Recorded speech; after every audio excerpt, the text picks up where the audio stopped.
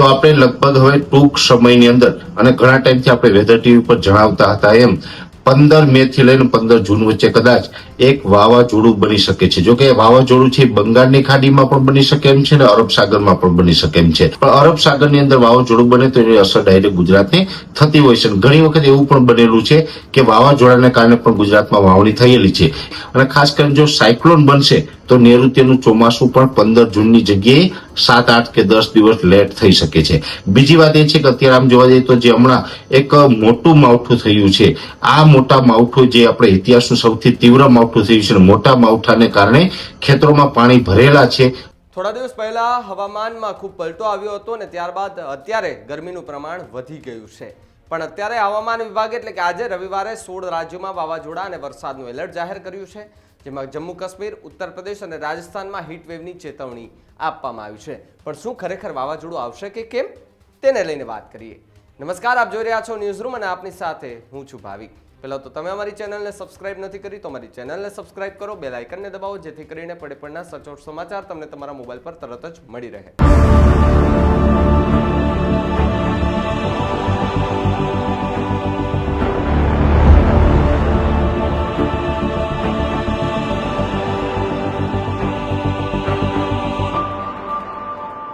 શનિવારે રાજસ્થાનના 3 જિલ્લામાં વાવાઝોડા સાથે વરસાદ પડ્યો.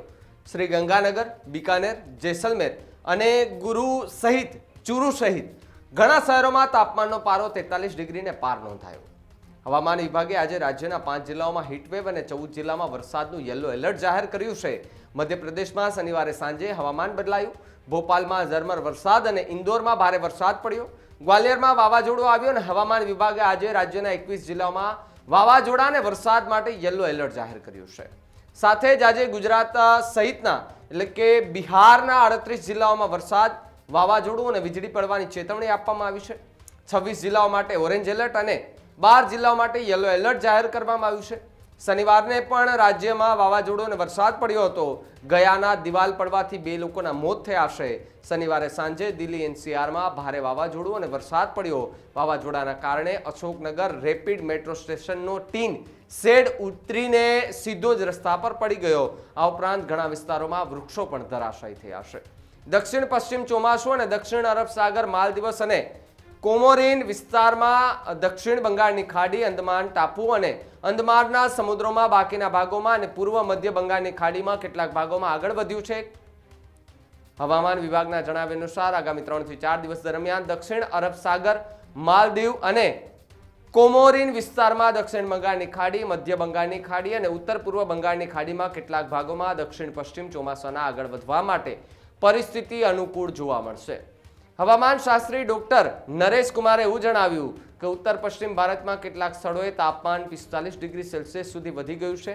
અમારો અંદાજ છે કે રાજસ્થાનના કેટલાક ભાગોમાં આગામી 4 થી 5 દિવસ સુધી ગરમીનો પ્રકોપ ચાલુ રહેશે અને ઉત્તર પ્રદેશમાં પણ આગામી 3 થી 4 દિવસ સુધી ગરમીનો પ્રકોપ ચાલુ રહેશે.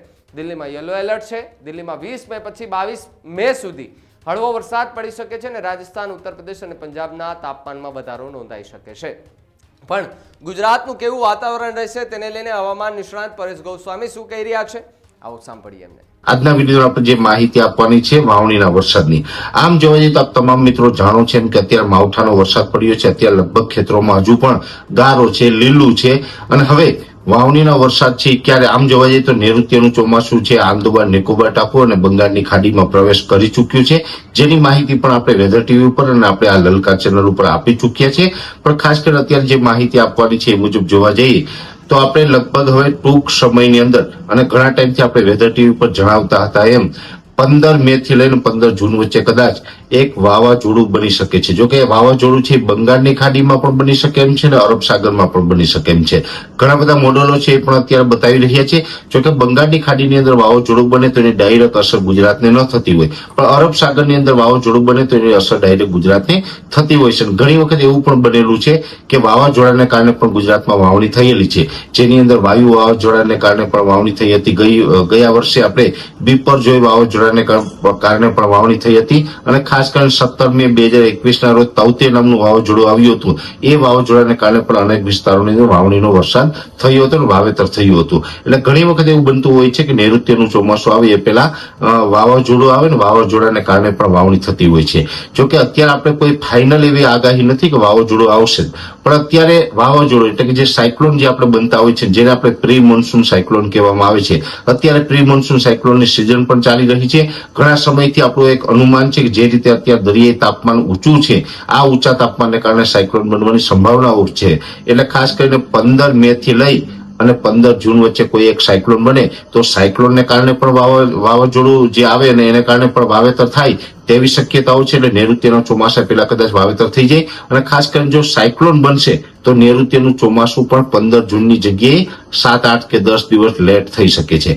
બીજી વાત એ છે કે અત્યારે આમ જોવા જઈએ તો જે હમણાં એક મોટું માવઠું થયું છે, આ મોટા માવઠું જે આપણે ઇતિહાસનું સૌથી તીવ્ર માવઠું થયું છે, મોટા માવઠાને કારણે ખેતરોમાં પાણી ભરેલા છે, ગારો થઈ ગયો છે, જમીનો ફૂલ પલળી ગયેલી છે અને એવા વિસ્તારોની અંદર કદાચ મે મહિનાની અંદર જેવી રીતે આપણે આગાહી છે કે છેલ્લા અઠવાડિયાની અંદર છૂટાછવાયા પ્રી મોન્સૂન એક્ટિવિટીના ઝાપટા પડી તેવી શક્યતાઓ છે. એટલે કદાચ એવું પણ બને કે પ્રી મોન્સૂન એક્ટિવિટી જે વિસ્તારોની અંદર તીવ્ર થાય તો તીવ્ર પ્રી મોન્સૂન એક્ટિવિટીને કારણે પણ વાવણી થઈ શકે. કેમ કે અત્યારે જોવા જઈએ તો જમીન છે એ ફૂલ પલળેલી છે, ભેજ પૂરેપૂરું છે. પૂરો ભેજ હોય ને એમાં પણ જો આ પ્રી મોન્સૂન એક્ટિવિટી સારી એવી થાય તો ત્યાં પછી આપણે વાવેતર થઈ શકતા હોય છે. એટલે ખાસ કરીને જે વાવાઝોડું અથવા તો પ્રી મોન્સૂન એક્ટિવિટી બંને પરિબળો એવા છે જેને કારણે નૈઋત્યના ચોમાસા પહેલા ગુજરાતની અંદર વાવણી થાય તેવી શક્યતાઓ છે. એટલે દરેક મિત્રોએ તૈયાર રહેવાનું, ખેતરો તૈયાર રાખવાના. ગમે ત્યારે વાવાઝોડું પણ બની શકે અને પ્રી મોન્સૂન એક્ટિવિટીને કારણે પણ વાવેતર થઈ શકે.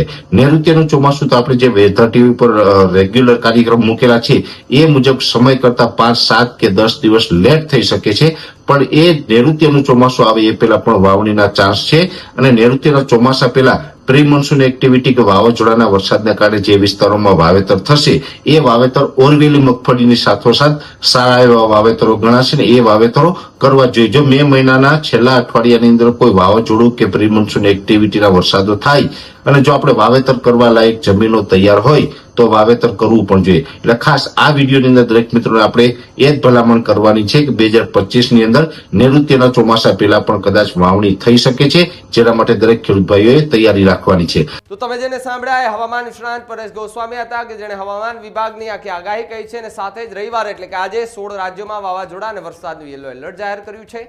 જમ્મુ કાશ્મીર, ઉત્તર પ્રદેશ અને રાજસ્થાનમાં હીટવેવની ચેતવણી આપવામાં આવી છે. ત્યારે એક સિસ્ટમ બની છે, સિસ્ટમ ગુજરાતના દરિયાકાંઠાથી પસાર થવાની છે.